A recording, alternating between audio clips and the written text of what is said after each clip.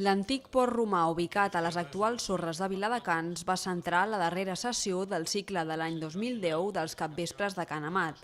Aquesta activitat, organitzada des del Departament de Patrimoni, ha tingut una molt bona acollida per part de la ciutadania. La valoració que jo puc dir com a cap de patrimoni, la veritat és que és molt positiva.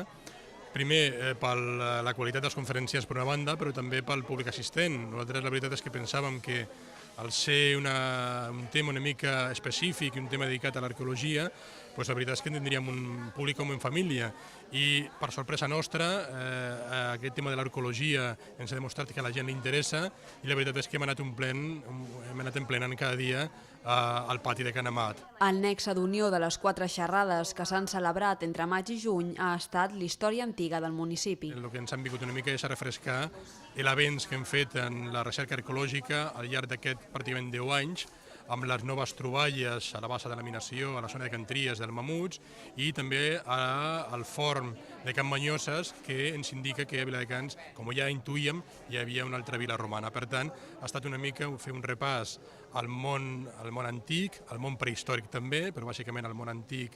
El Departament de Patrimoni ja està treballant en el cicle dels capvespres de Can Amat de l'any vinent. Tot i que encara no està definit cap àmbit concret, estarà relacionat amb la celebració del mil·lenari a la ciutat.